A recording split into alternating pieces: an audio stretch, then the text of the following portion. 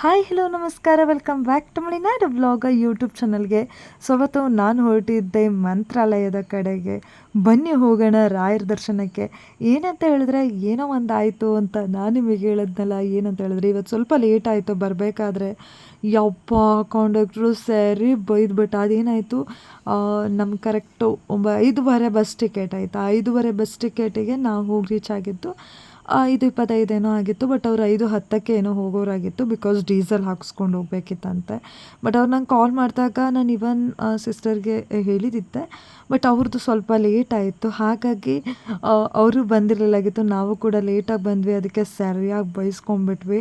ಆ ಕಂಡಕ್ಟ್ರ್ ಅಂತೂ ಹೋಗೋ ತನಕನೂ ನಮಗೆ ಹೇಳ್ತಾನೆ ಇದ್ದ, ಯಪ್ಪ ಇಷ್ಟು ಲೇಟ್ ಮಾಡ್ತಾರೆ. ನಂಗೆ ಅಳು ಬರೋದೊಂದು ಬಾಕಿ ಅಲ್ಲಿ ತನಕ.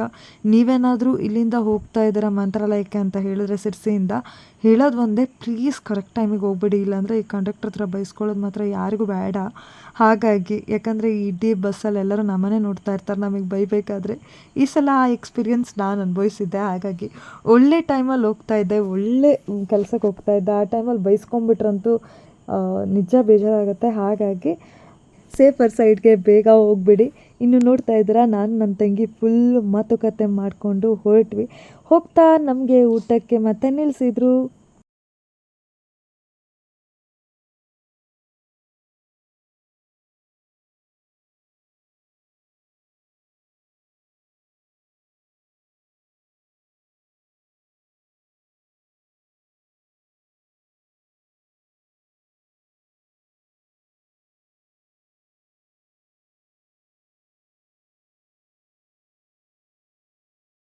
ಇನ್ನು ಊಟಕ್ಕೆ ನಾವು ಬಂದ್ವಿ. ನೀವು ನೋಡಿ ನನ್ನ ತಂಗಿ ರಿಯಾಕ್ಷನ್ ಹೆಂಗಿದೆ ಅಂತ. ಬಿಕಾಸ್ ಊಟ ಅಷ್ಟೇ ಖಾರ ಇತ್ತು ಈ ಸಲ ಕೂಡ.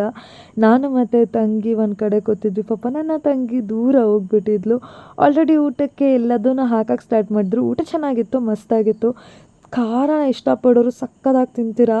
ಬಟ್ ನಂತರ ಯಾರಾದ್ರು ಖಾರ ಇಷ್ಟಪಡಲ್ಲ ಅಂದರೆ ಸ್ವಲ್ಪ ಕಷ್ಟ ಆಗುತ್ತೆ. ಯಾಕಂದರೆ ರಸಮಿಂದ ಹಿಡಿದು ಪಲ್ಯದಿಂದ ಹಿಡಿದು ಪ್ರತಿಯೊಂದು ಖಾರ ಇರುತ್ತೆ. ನನ್ನ ತಂಗಿ ಮುಖ ನೋಡಿದ್ರೆ ಗೊತ್ತಾಗುತ್ತೆ ಎಷ್ಟು ಖಾರ ಇದೆ ಅಂತ. ತಂಗಿ ಖಾರ ನೋಡಿ ಲಾಸ್ಟಿಗೆ ಹೋಗಿ ಚಾಕ್ಲೇಟ್ ತಗೊಂಡು ಅವಳು ಬಾಯಿಗೆ ಹಾಕೋಬಿಟ್ಲು. ಯಾಕಂತ ಹೇಳಿದ್ರೆ ಅಷ್ಟು ಖಾರ ಆಗ್ತಾಯಿತ್ತು.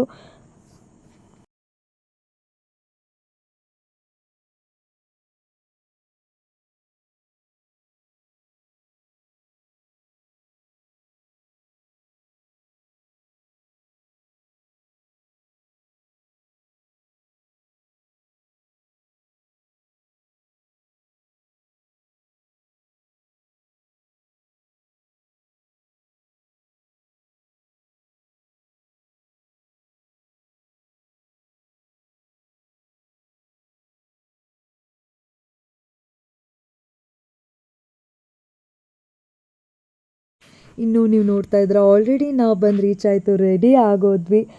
ಮಲ್ಕೊಳ್ಳೋಕ್ಕೆ ಸ್ವಲ್ಪ ಜಾಗ ಸಿಕ್ತು. ಮಧ್ಯೆ ಮಧ್ಯೆ ಎಬ್ಬಿಸ್ತಾ ಇದ್ರು ಜನ ಬರ್ತಿದ್ದಂಗೆ, ಆದರೆ ಒಳ್ಳೆ ಜಾಗ ಸಿಕ್ತು. ಇನ್ನು ನೀವು ನೋಡ್ತಾ ಇದ್ರಲ್ಲ, ಇದೇ ನಾನು ಮಾಡಿರುವಂತಹ ರೂಮು. ಇದಕ್ಕೆ 1,000 ರೂಪಾಯಿ. ಸೊ ರೂಮು, ಮಂಚ, ಹಾಗೆ ಬಿಸಿ ನೀರು ಅಂತ ಹೇಳ್ತಾರೆ, ಬಟ್ ಯಾವುದೇ ಥರ ಬಿಸಿ ನೀರು ಕೊಡೋದಿಲ್ಲ. ಸೊ ಇದು 1,000 ರೂಪಾಯಿ ರೂಮು. ಚೆನ್ನಾಗಿತ್ತು. ಬಸ್ಸಿಗೆ 510 ರೂಪಾಯಿ, ಊಟಕ್ಕೆ 80 ರೂಪಾಯಿ, ಈಗ 1,000 ರೂಪಾಯಿ ರೂಮು. ಸೊ ಇದು ನಾವು ಮಾಡಿರೋಂತಹ ರೂಮ್ ಅಂತೂ ಚೆನ್ನಾಗಿತ್ತು. ಬೇಗ ರೆಡಿಯಾಗಿ ನಾವು ದೇವಸ್ಥಾನಕ್ಕೆ ಹತ್ತಿರ ಇತ್ತು ಹೋಗಲಿಕ್ಕೆ, ಹಾಗಾಗಿ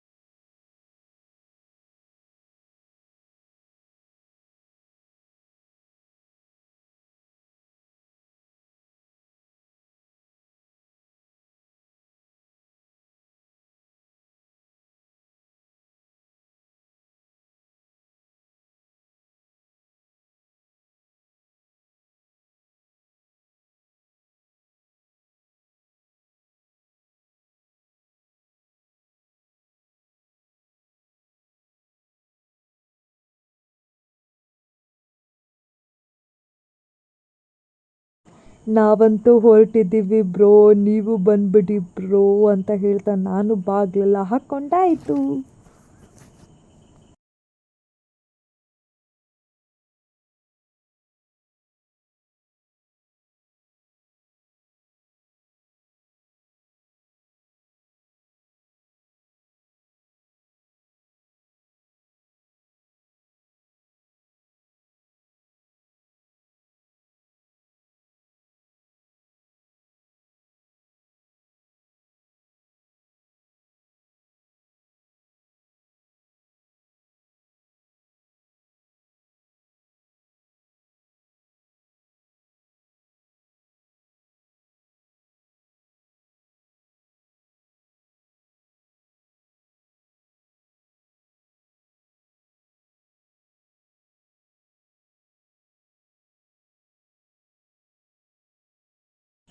ಇನ್ನು ಫ್ರೆಂಡ್ಸ್ ಹಾಗೆ ಹೂವೆಲ್ಲ ಮುಟ್ಕೊಂಡು ನಾವು ದೇವಸ್ಥಾನದ ಕಡೆ ಬಂದ್ವಿ.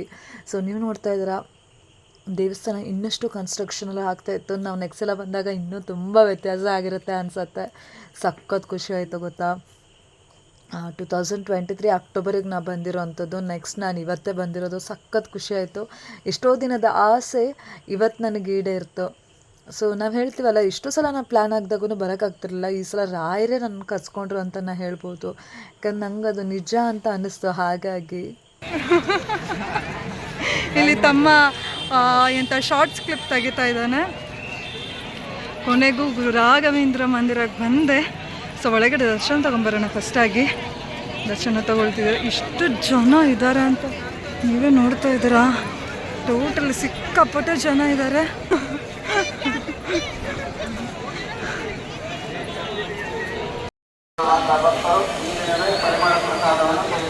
ಇನ್ನು ನಾವು ಹೋಗಿದ್ವಿ ತುಂಗಾಭದ್ರಾ ನದಿಯ ಕಡೆಗೆ. ಸೊ ಬನ್ನಿ ಹೋಗೋಣ. ನೀವು ನೋಡ್ತಾ ಇದ್ದೀರಾ ಎಷ್ಟು ಗಾಡಿ ಇದ್ದಾವೆ ಅಂತ. ಸಿಕ್ಕಾಪಟ್ಟೆ ವೆಹಿಕಲ್ಸ್ ಇದ್ದರು. ಹಾಗೆ ಅಲ್ಲಿ ಶಿವಪ್ಪನ ದೇವಸ್ಥಾನ, ಗಂಗಾಮಾತೆಯ ದೇವಸ್ಥಾನ ಎಲ್ಲ ನೋಡ್ತಾ ಹೋಗ್ಬೋದು. ಬನ್ನಿ ಡೀಟೇಲಾಗಿ ತೋರಿಸ್ತಾ ಹೋಗ್ತೀನಿ ಹೇಗಿದೆ ಅಂತ ಹೇಳಿ. ಜನ ಅಂತೂ ಸಿಕ್ಕಾಪಟ್ಟೆ ಇದ್ದರು. ನಾವಂತೂ ರೂಮಲ್ಲೇ ಸ್ನಾನ ಬಂದಿದ್ವಿ.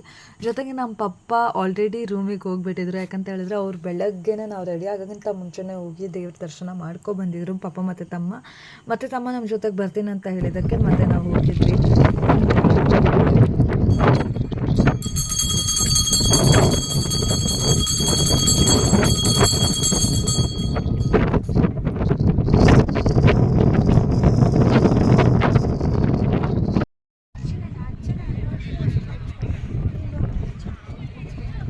ಇನ್ನು ಅಮ್ಮನವರ ದರ್ಶನ ತೊಗೊಂಡು ನೀವು ನೋಡ್ತಾ ಇದ್ದೀರಾ ಸಿಕ್ಕಾಬಡೆ ನೀರು ಕಮ್ಮಿ ಇತ್ತು ಕಣ್ರಿ. ಯಾಕಂತ ಹೇಳಿದ್ರೆ ನಮ್ಮ ಸಿರ್ಸಿಲೆಲ್ಲ ಸಿಕ್ಕಾಬಡೆ ಮಳೆ ಬರ್ತಾ ಇತ್ತು. ನಾವು ಅಪ್ ಟು ನಾನು ಹಾವೇರಿ ತನಕನೂ ಸಿಕ್ಕಾಬಟ್ಟೆ ಮಳೆ, ಹಾವೇರಿ ನಂತರ ಸಿಕ್ಕಾಬಟ್ಟೆ ಮಳೆನೇ ಇರಲಿಲ್ಲ ಅಂತಲೇ ಹೇಳ್ಬೋದು.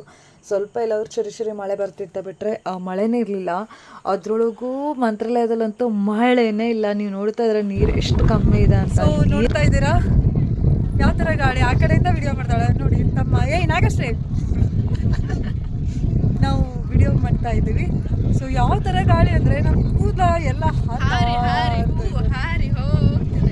ಹೌದು. ಹೂವು ಒಂದು, ಯಾಕಂದ್ರೆ ಹೂವಕ್ಕೆ 40 ರೂಪಾಯಿ ಕಣ್ರಿ. ಇಲ್ಲಿ ಒಂದು ಮೊಳಕ್ಕೆ ಜಾಸ್ತಿ ಆಗಲಿಲ್ಲ. ಸೊ ಅದರೊಳಗೂ ನಾನು ನಿಮ್ಗೆ ಹೇಳಕ್ಕೆ ಬಂದಿರೋದು ಏನಂತ ಹೇಳಿದ್ರೆ, ಇಲ್ಲಿ ನೀವು ನೋಡ್ತಾ ಇದ್ದೀರಾ ಇದೇನೇನು ನಾವು ತುಂಗಾ ನದಿ ಅಂತ ಕರಿತೀವಿ. ಹೌದು, ಯಾಕಂದರೆ ಆ ಒಂದು ಸ್ಥಳಕ್ಕೆ ಅಷ್ಟು ಅಭಿಮಾನ, ಅಷ್ಟು ಗೌರವ ಇದ್ದಿದ್ರು ಇಷ್ಟು ಪ್ಲಾಸ್ಟಿಕ್ ಆಗಿರಲಿ, ಬಟ್ಟೆ ಆಗಿರಲಿ ಎಲ್ಲದನ್ನೂ ಅಲ್ಲೇ ಹಾಕ್ತಾರೆ. ಪ್ರೀವಿಯಸ್ ವಿಡಿಯೋದಲ್ಲೂ ಕೂಡ ಹೇಳಿದ್ದೀವಿ, ನಮ್ಮ ಊರು, ನಮ್ಮ ಜನ, ನಮ್ಮ ದೇಶ ಅಂತ ಹೇಳ್ಕೊಂಡು ನಾವಿರಬೇಕು. ನಮ್ಮ ಊರು, ನಮ್ಮ ಒಂದು ಪವಿತ್ರವಾದ ನದಿನ ಹೇಗಿಟ್ಕೋಬೇಕಂತ ನಮ್ಮ ಒಂದು ಸಾಮಾನ್ಯ ಜ್ಞಾನ ಇರಲ್ಲ. ಏನಂತ ಹೇಳಿದ್ರೆ, ಏನು ರೂಮ್ ಮಾಡೋಕ್ಕೆ ಕಷ್ಟ ಇದೆಯಾ, ಆಗೋದಿಲ್ವಾ, ಪ್ಲೀಸ್ ರೂಮ್ ಮಾಡಿ. ಅಲ್ಲಿ ಏನು ಕಸ ಬಿಸಾಡ್ತಿರಲ್ಲ ಆ ಕಸನ ಹೋಗಿ ಡಸ್ಟ್ಬಿನ್ನಿಗೆ ಹಾಕಿ. ಎಲ್ಲ ಕಡೆಯಲ್ಲೂ ಡಸ್ಟ್ಬಿನ್ ಅಂತೂ ಇದ್ದೇ ಇರುತ್ತೆ. ಸೊ ಪ್ಲೀಸ್ ಹೇಳೋದು ಅಂದರೆ, ನಾನು ನಿಮ್ಗೆ ತೋರಿಸ್ತೇನೆ ಎಷ್ಟು ಕಸ ಬಿದ್ದಿದೆ ಅಂತ ಹೇಳ್ಕೊಂಡು. ಸೊ ನಡ್ಕೊಂಬರ್ಬೇಕಾದ್ರೆ ಗ್ಲಾಸ್ ಪೀಸ್ ಆಗಿರ್ಬೋದು, ಬಳೆ ಒಡಾಗಿರ್ಬೋದು, ಪ್ರತಿಯೊಂದು ಇದೆ. ಸೊ ಪ್ಲೀಸ್ ಹೇಳೋದು ಒಂದೇ, ಯಾರು ಬಿಸಾಡಬೇಡಿ. ಬೇರೆಯವ್ರು ನಿಮ್ಮ ಥರನೇ ಭಕ್ತಾದಿಗಳು ಬರ್ತಾರೆ. ಸೊ ಅವ್ರಿಗೂ ಕೂಡ ಹರ್ಟ್ ಆಗುತ್ತೆ, ಜೊತೆಗೆ ಒಂದು ಪರಿಸರನ ಮಾಲಿನ್ಯ ಮಾಡ್ದಂಗೆ ಆಗುತ್ತೆ. ಹಾಗಾಗಿ ಸೊ ಪೂರ್ತಿ ವಿಡಿಯೋ ಹಾಕ್ತೀನಿ ನೋಡಿ. ಇನ್ನು ನೀವೇ ನೋಡಿ ಹೇಗಿದೆ ಅಂತ ಹೇಳಿ. ಸೊ ಎದ್ರಿಂದನೂ ಸ್ಟಾರ್ಟಿಂಗಿಂದನೂ ಫುಲ್ ಬಳೆ, ದೀಪ ಎಲ್ಲ ಸಿಗತ್ತೆ ಆಯಿತಾ. ಕವರು ಎಲ್ಲದು ಸಹ ಒಂದು ಪವಿತ್ರ ಸ್ಥಳ. ಯಾಕೆ ಹೀಗೆ ಮಾಡ್ತಾರೆ ನಂಗೆ ಗೊತ್ತಿಲ್ಲ. ಬಟ್ ತುಂಬ ಕೊಳಕು. ಅಲ್ಲೇ ಹಲ್ಲುಜ್ತಾರೆ, ಅಲ್ಲೇ ಸ್ನಾನ ಮಾಡ್ತಾರೆ, ಅಲ್ಲೇ ಅದೇ ಶಾಂಪು ಕವರ್ನೆಲ್ಲ ಅಲ್ಲೇ ಹಾಕ್ತಾರೆ. ಬೇರೊಬ್ಬರು ತೀರ್ಥ ಸ್ನಾನ ಅಂತ ಹೇಳ್ಕೊಂಡು ತೀರ್ಥ ಸ್ನಾನ ಮಾಡೋಕ್ಕೋಸ್ಕರ ಬರ್ತಾರೆ. ಇನ್ನು ಕೆಲವೊಬ್ರು ಗಲೀಜು ಮಾಡೋಕ್ಕೋಸ್ಕರನೇ ಬರ್ತಾರೆ ಅಂತಲೇ ಹೇಳ್ಬೋದು. ಹೇಳೋದು ಒಂದೇ, ನೀವು ಬ್ರಷ್ ಮಾಡ್ತೀರಾ, ಶಾಂಪು ಹಾಕ್ತೀರಾ, ಪ್ಲೀಸ್ ಶೀಟ್ಸ್ನೆಲ್ಲ ತೊಗೊಂಡು ಕಸದ ಬುಟ್ಟೆಗೆ ಹಾಕಿ ಅಂತ ಹೇಳ್ತಾ, ಪರಿಸರ ಮಾಲಿನ್ಯ ಮಾಡಬೇಡಿ. ಇಂಥ ಶುದ್ಧತೆ ಆಗಿರುವಂತಹ ಈ ಒಂದು ಪವಿತ್ರವಾದ ಸ್ಥಳನ ಮಾಲಿನ್ಯ ಮಾಡಬೇಡಿ ಅಂತ ಹೇಳ್ತಾ, ನಂತರ ನಾನು ಹೋಗಿದ್ದೆ ಶಿವಪ್ಪನ ದೇವಸ್ಥಾನಕ್ಕೆ. ಶಿವಪ್ಪನ ದರ್ಶನ ಮಾಡಿದೆ. ನೀವು ನೋಡ್ತಾ ಇದ್ದೀರಾ, ನಾವು ಹೋಗೋ ಟೈಮಿಗೆ ಮಹಾಮಂಗಳಾರತಿ ಆಗ್ತಾಯಿತ್ತು. ಸೊ ಅಲ್ಲಿ ನದಿಲಿ ನೀರು ಪ್ರೋಕ್ಷಣೆ ಮಾಡಿಕೊಂಡು ನಂತರ ನಾನು ದೇವಸ್ಥಾನಕ್ಕೆ ಬಂದು ಅಲ್ಲಿ ಶಿವಪ್ಪನ ದರ್ಶನ ಮುಗಿಸ್ಕೊಂಡು ನಂತರ ಹೋಗಿದ್ದೆ ನಾನು ಮಾಂಚಾಳಮ್ಮನ ಸನ್ನಿಧಿಗೆ. ಅಲ್ಲಿ ಹೋಗಿ ನಮಸ್ಕಾರ ಮಾಡಿ ನಂತರ ಹೋಗಿದ್ದೆ ಆಲ್ರೆಡಿ. ನೀವು ನೋಡ್ತಾ ಇದ್ದೀರಾ ಎಲ್ಲ ವಿಡಿಯೋ ಎಲ್ಲ ಮಾಡಾಯಿತು. ಸೊ ಕ್ಯಾಮ್ರಾ ಒಳಗಡೆ ಹಾಕಬೇಕಾಗಿತ್ತು. ಕ್ಯಾಮ್ರಾ ಒಳಗಡೆ ಹಾಕಿ ನಾನು ಹೊರಟಿದ್ದೀನಿ ರಾಯರ ಸನ್ನಿಧಿಗೆ. ಸೊ ಇಷ್ಟೊಳಗೆ ನಾನು ಖರ್ಚು ವೆಚ್ಚ ಎಲ್ಲ ಆಲ್ರೆಡಿ ಹೇಳಿರೋ ಹಾಗೆ ಅಷ್ಟೇನು ಜಾಸ್ತಿ ಖರ್ಚಿಲ್ಲ. ಡೇ ಅಂತೂ ತುಂಬ ಚೆನ್ನಾಗಾಗೈತೆ. ಹಾಗೆ ಊಟ ಕೂಡ ದೇವಸ್ಥಾನದಲ್ಲೇ ಇರುತ್ತೆ. ಹಾಗಾಗಿ ಮಿಸ್ ಮಾಡಿದೆ. ನೀವೇನಾದರೂ ದೇವಸ್ಥಾನಕ್ಕೆ ಬರಬೇಕಂತ ಹೇಳಿದರೆ ಬನ್ನಿ ಅಂತ ಹೇಳ್ತಾ, ಪೂಜ್ಯಾಯ ರಾಘವೇಂದ್ರಾಯ ಸತ್ಯಧರ್ಮರತಾಯ ಚ ಭಜತಾಂ ಕಲ್ಪವೃಕ್ಷಾಯ ನಮತಾಂ ಕಾಮಧೇನವೇ ಅಂತ ಹೇಳ್ತಾ ರಾಯರ ಸನ್ನಿಧಿಗೆ ಬಂದೆ. ಸೊ ಅಲ್ಲಿ ಪಲ್ಲಕ್ಕಿ ಉತ್ಸವ ನಡೀತಾ ಇತ್ತು. ಪಲ್ಲಕ್ಕಿಗೆ ಒಂದಿಷ್ಟು ನಮಸ್ಕರಿಸ್ತಾ, ನೀವು ನೋಡಿ ಹೇಗಾಯಿತು ಪಲ್ಲಕ್ಕಿ ಅಂತ ಹೇಳಿ.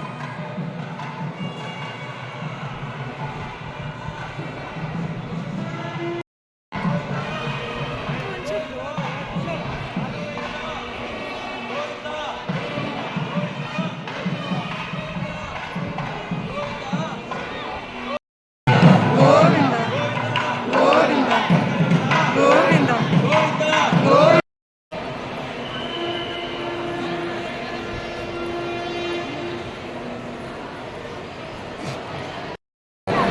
ಹಾಂ ಇದೇನಾಗು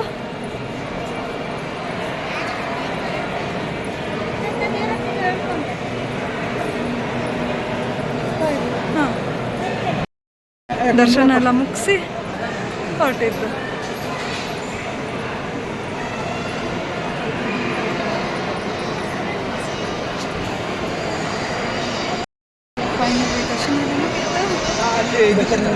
ಸಖತ್ ಖುಷಿ ಆಯಿತು ಕಣ್ರಿ. ಸಿಕ್ಕಾಬಳೆ ಜನ ಇದ್ದರು, ಆದರೂ ಬೇಗನೆ ದರ್ಶನ ಆಯಿತು ಅಂತ ಹೇಳ್ಬೋದು. ನಂತರ ಹಾಗೆ ಮಂತ್ರಾಕ್ಷತೆ ಹಾಗೂ ತೀರ್ಥನ ತಗೊಳ್ಳೋಕ್ಕೋಸ್ಕರ ನಾನು ಬಂದೆ. ಆದಷ್ಟು ಎಲ್ಲದನ್ನು ವಿಡಿಯೋ ಮಾಡೋಕ್ಕೆ ತೋರಿಸಿದ್ದೀನಿ. ಸೊ ಈ ವಿಡಿಯೋನೇನಾದರೂ ನೀವು ಫಸ್ಟ್ ಟೈಮ್ ನೋಡ್ತಾ ಇದ್ದೀರಾ, ನೀವೇನಾದರೂ ಸಿರ್ಸಿಯವರಾಗಿದ್ದೀರಾ, ಫ್ರೆಂಡ್ಸ್ ಏನಾದರೂ ನೋಡ್ತಾ ಇದ್ದೀರಾ, ಬರಬೇಕಂತ ನೀವೇನಾದರೂ ಅಂದ್ಕೊಂಡಿದ್ದೀರಾ, ಮಿಸ್ ಮಾಡದೆ ಬನ್ನಿ. ಸೊ ರಾಯರ ದರ್ಶನಕ್ಕೆ ನೀವು ಕೂಡ ಪಾತ್ರರಾಗಿ ಅಂತ ಹೇಳ್ತಾ ನಾನು ಅಕ್ಷತೆ ತೊಗೊಂಡೆ. ಸೊ ಅಕ್ಷತೆ ತೊಗೊಂಡ್ರ ಖುಷಿಗೆ ಹಾಗೆ ವಿಡಿಯೋ ಮಾಡಿ ನಂತರ ನಾನು ಅಂದ್ಕೊಂಡಿದ್ದು ಏನೋ ಒಂದು ಸಿದ್ಧಿ ಆಗಲಿ ಅಂತ ಹೇಳಿ ಹೆಜ್ಜೆ ನಮಸ್ಕಾರ ಕೂಡ ಮಾಡಿದೆ. ಸೊ ಹೆಜ್ಜೆ ನಮಸ್ಕಾರಕ್ಕೂ ತುಂಬ ಜನ ಇದ್ದರು ಆಯಿತಾ. ಸೊ ಜನ ಸಿಕ್ಕಾಪಟ್ಟೆ ಇದ್ದರು. ಸೀರೆ ಉಟ್ಟಿದ್ದೆ, ಸ್ವಲ್ಪ ಕಷ್ಟ ಆಯಿತು. ಆದರೆ ರಾಯರ ಸ್ಮರಣೆ ಮಾಡ್ತಾ ಮಾಡ್ತಾ ಕಳೆದಿದ್ದ ಗೊತ್ತಾಗಲಿಲ್ಲ.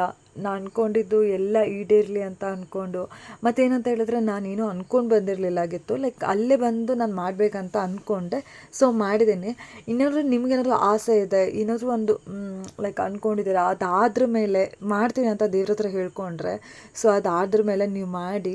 ಏನಾದರೂ ಒಂದು ಆಸೆ ಇರ್ತದೆ ನಿಮಗೆ, ಅದನ್ನು ಈಡೇರಬೇಕಪ್ಪ ದೇವ್ರೆ ಅಂತ ಹೇಳ್ಕೊಂಡು ನೀವು ನಾನು ಹೆಜ್ಜೆ ನಮಸ್ಕಾರ ಮಾಡ್ತೀನಿ ಅಂತ ಹೇಳ್ಕೊಳ್ಳಿ. ಸೊ ಆಸೆ ಈಡೇರತ್ತೆ. ನಂತರ ನೀವು ಬಂದು ಹೆಜ್ಜೆ ನಮಸ್ಕಾರ ಮಾಡಿ ಅಂತ ಹೇಳ್ತೀನಿ. ಜೊತೆಗೆ ಈ ದಿನ ತುಂಬ ಚೆನ್ನಾಗಾಯಿತು.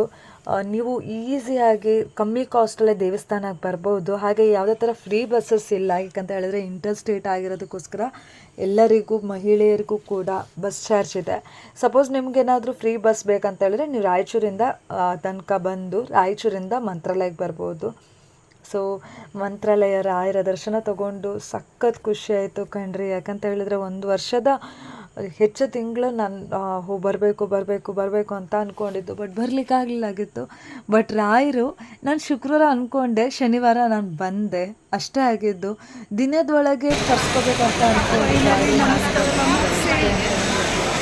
ಬರಬೇಕಂತ ನನ್ನ ಮನಸ್ಸಲ್ಲಿ ದೇವ್ರು ಕರ್ಸ್ಕೋಬೇಕಂತ ಅವರಿದ್ದರೆ ನಾವು ಗ್ಯಾರಂಟಿ ಬಂದೇ ಬರ್ತೀವಿ ಅನ್ನೋದಕ್ಕೆ ಗ್ಯಾರಂಟಿ ಉದಾಹರಣೆನೇ ನಾನು. ಇನ್ನು ಹಾಗೆ ಬಂದು ಪ್ರಸಾದ ತಗೊಳ್ಳುವ ಅಂತ ಹೇಳಿ ಬಂದೆ. ಸೊ ಇನ್ನೂ ಟೈಮ್ ಇನ್ನೂ ತುಂಬ ಇತ್ತು.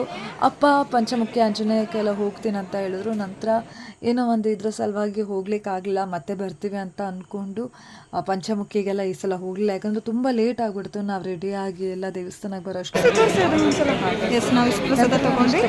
ಫೈನಲಿ 520 10 ರೂಪಾಯಿ ಉಳಿದಿದ್ದ ಎಲ್ಲ ಮುಗಿಸ್ಕೊಂಡು ಪ್ರಸಾದ ತಗೊಂಡು ಈಗ ನಾವು ಬಂದು ಕೂತಿದ್ದೀವಿ. ಅಪ್ಪ ಚಲೋ ಆಯ್ತಾ? ಎಂತ ಬಾಹುಬಲಿ ಥರ ಇದಾರಂತೆ, ಭಾಗವತ್ ಥರ ಇದಾರಂತೆ.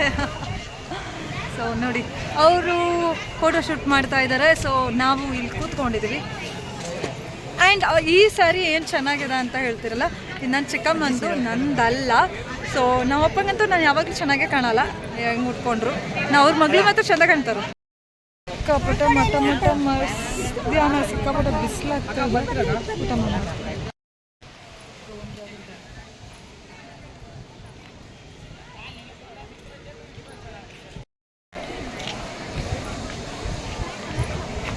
ಕಡೆ ಹೋಗಿ ಸೊ ಊಟ ಮಾಡಿ ಬರ್ತೀನಿ.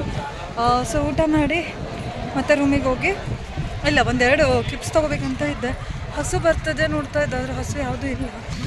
ಹಾಗಾಗಿ ಸೊ ಅಲ್ಲೊಂದಿಷ್ಟು ಕ್ಲಿಪ್ಸ್ ತೊಗೊಂಡು ನಂತರ ಮತ್ತೆ ಬೇರೆ ಡ್ರೆಸ್ ಹಾಕ್ಕೊಂಡು ಮತ್ತೆ ಬಸ್ಸಿಗೆ ರೆಡಿ ಆಗಬೇಕಲ್ಲ. ಉಳ್ಕೊಳ್ಬೋದಿತ್ತು, ಇವಾಗ ಅನ್ನಿಸ್ತಾ ಇದೆ ಉಳ್ಕೊಬೋದಿತ್ತು ಅಂತ. ಆವಾಗ ಮತ್ತು ಬಸ್ ಬುಕ್ಕಿಂಗ್ ಮಾಡಲಿಲ್ಲ ಅಂದರೆ ರಗಳೆ ಆಗತ್ತೆ ಅಂತ ಉಳ್ಕೊಳ್ಳಿಲ್ಲ. ಬಟ್ ಇವಾಗ ಒಂಥರ ಫೀಲ್ ಆಗ್ತಾಯಿದೆ. ಸೊ ಹೊರಡ್ತೀನಿ, ನೋಡೋಣ ಹೇಗಾಗುತ್ತೆ. ನಂತರ ನಾವು ಊಟಕ್ಕೆ ಬಂದ್ವಿ. 12:30ಇಂದ 2:30ವರೆಗೂ ಊಟ ಇರತ್ತೆ. ಸೊ 2:30 ಅಂದರೆ 3 ಗಂಟೆ ಆಗುತ್ತೆ ಕ್ಲೋಸಿಂಗ್ ಟೈಮು, ಅಷ್ಟೋ ತನಕ ಊಟ ಇರುತ್ತೆ. ಸೊ ಊಟದ ಲೈನಿಗೂ ನಾವು ಕೂಡ ಬಂದ್ವಿ. ಸಿಕ್ಕಾಪಟ್ಟೆ ಜನ ಇದ್ದರು, ನಮ್ಮ ಥರನೇ ತುಂಬ ಜನ ಕಾಯ್ತಾಯಿದ್ರು. ಸೊ ನಾವು ಕೂಡ ಬೇಗ ಬೇಗ ಹೋಗಿ ಲೈನಿಗೆ ನಿಂತ್ಕೊಂಡು ಊಟಕ್ಕೋಸ್ಕರ ಹೋದ್ವಿ. ದಿನ ಅಂತೂ ತುಂಬ ಚೆನ್ನಾಗಾಯಿತು. ಹಾಗೆ ರಾಯರ ದರ್ಶನ ತೊಗೊಂಡು ಸಖತ್ ಖುಷಿ ಆಯಿತು. ಮತ್ತೊಮ್ಮೆ ಈ ವರ್ಷ ಬರಬೇಕಂತ ಅಂದ್ಕೊಂಡಿದ್ದೀನಿ. ಗೊತ್ತಿಲ್ಲ ಬರ್ತೀನೋ ಇಲ್ವೋ, ಯಾವಾಗ ಬರ್ತೀನಿ ಮತ್ತೆ ಅಂತ ಹೇಳಿ. ಬಟ್ ಸಖತ್ ಖುಷಿಯಾಗಾಯಿತು. ಹಾಯ್ ಮೇಡಮ್, ಕಾಲು ನೋಡ್ತಾ ಉಂಟಾ? ಕಾಲು ನೋಡ್ತಾ ಇಲ್ಲ, ಅದಕ್ಕೆ ಅವಾಗಿಂದ ಅಮ್ಮ ಅಪ್ಪ ಅಮ್ಮ ಅಪ್ಪ ಅಂತಿದ್ದಾಳೆ. ಕಾಲು ನೋಡ್ತಿಲ್ಲ, ಅದಕ್ಕೆ ಅಮ್ಮ ಅಪ್ಪ ಅಂತಿದ್ದಾಳೆ.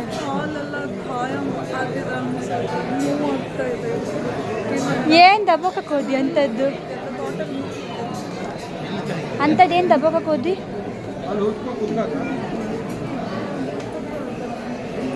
ಎಲ್ಲಿ ಜಾಗ ಸಿಗತ್ತೆ ಕಾಯ್ತಿರ್ತಾಳೆ ಕೂತ್ಕೊಳ್ಳೋಕ್ಕೆ. ಮತ್ತೆ ಕಾಲು ನೋವಿಲ್ಲ ಅಂತ ಕೋಳಿಗೆ.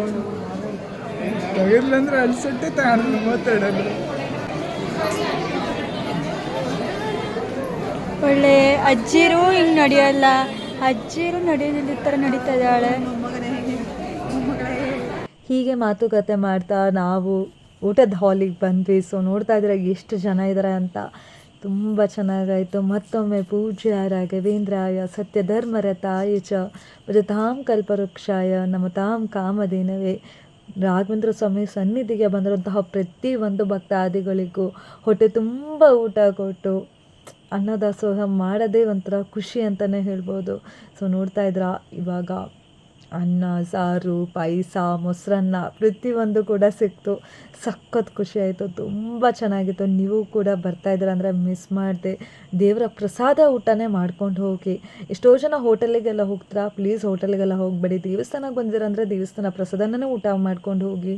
ಸೊ ನಿಮಗೂ ಕೂಡ ಒಳ್ಳೆಯದಾಗತ್ತೆ ಅಂತ ಹೇಳ್ತಾ, ಪಾಯಸ ಅಂತೂ ಸಖತ್ತು ಟೇಸ್ಟಿಯಾಗಿತ್ತು. ಹಾಗೆ ಊಟ ಕಡೆ ಹೊರಟು ನಮ್ಮಪ್ಪ ಬೇಗ ಬೇಗ ಊಟ ಮುಗಿಸ್ಬಿಟ್ಟಿದ್ರು, ಯಾಕಂದ್ರೆ ನಮ್ಮಪ್ಪ ನಮಗಿಂತ ಮುಂದೆ ಹೋಗ್ಬಿಟ್ಟಿದ್ರು. ಆಮೇಲೆ ಅಲ್ಲೇ ಹಿತೇಶ್ ಬಂದಿದ್ದರು. ಸೊ ಕಾಮಿಡಿ ಕಿಲಾಡಿಗಳು. ನಮ್ಮಪ್ಪ ಅವ್ರ ಜೊತೆಗೆ ನಿಂತ್ಕೊಂಡು ಒಂದು ಫೋಟೋ ತಗೊಂಡು ಅದರಲ್ಲೂ ನನಗೆ ಹೇಳ್ತಾಯಿದ್ರು, ಬಾ ಮಗ ಒಂದು ವಿಡಿಯೋ ತೆಗೆಸ್ಕೊಡ್ತೀನಿ, ಬಾ ಮಗ ಅಂತ ಹೇಳ್ಕೊಂಡು ನನ್ನಪ್ಪ ಅಲ್ಲೇ ಹೋಗಿ ನಿಲ್ಲಿಸಿ ಪಾಪ ಅಲ್ಲೇ ನಾನು ಊಟ ಮಾಡಿ ಪ್ರಸಾದದ ಊಟ ಮಾಡಿ ಹಾಗೆ ಬಂದೆ ಹಿತೇಶ್ ಅಣ್ಣನ ಹತ್ರ. ಸೊ ಸೈಡ್ ಆಂಟಿನ ಪೋಸ್ಟ್ ಕೊಟ್ಟು ಥ್ಯಾಂಕ್ ಯು. ಎಲ್ಲರೂ ಮಲ್ನಾಡ್ ಬ್ಲಾಗ್ಸ್ ನೋಡಿ ಸಪೋರ್ಟ್ ಮಾಡಿ, ಲೈಕ್ ಮಾಡಿ, ಶೇರ್ ಮಾಡಿ. Thank you. ಫೈನಲಿ ಊಟ ಮುಗಿಸಿ ಈಗ ನಾವು ಹೊರಟಿದ್ವಿ ನೋಡಿ. ಎಲ್ಲ ಹೋಟೆಲ್ಲು, ಲಾಡ್ಜ್ ಎಲ್ಲ ಇಲ್ಲೇ ಇದೆ. ಯಾಕಂತ ಹೇಳಿದ್ರೆ ಪಾಪ ಸುಸ್ತಾದವರೆಲ್ಲ ಇಲ್ಲೇ ವಿಶ್ರಾಂತಿ ತಗೋತಾ ಇದ್ದಾರೆ. ಹಾಗಾಗಿ ನಂಗಂತೂ ಒಂದು ಸ್ಟೆಪ್ಸ್ ಇಳಿಯೋಕೆ ಹೋಗ್ತಾಯಿಲ್ಲ, ಅಷ್ಟು ಕಾಲು ನೋಡ್ತಾ ಇದೆ. ಹೋಗೋಣ ಬನ್ನಿ.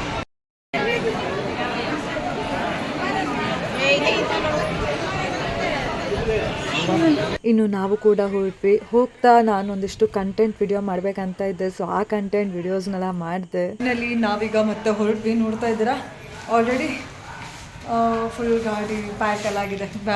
ಬ್ಯಾಗೆಲ್ಲ ಪ್ಯಾಕ್ ಆಗಿಬಿಟ್ಟಿದೆ. ಫುಲ್ ಲೋಡ್ಗಟ್ಟಲೆ ಬ್ಯಾಗ್ ಆಗಿಬಿಟ್ಟಿದೆ. ನಾಗೇಶ್ ಒಂದ್ಸಲ ತೋರಿಸು ನೋಡಿ.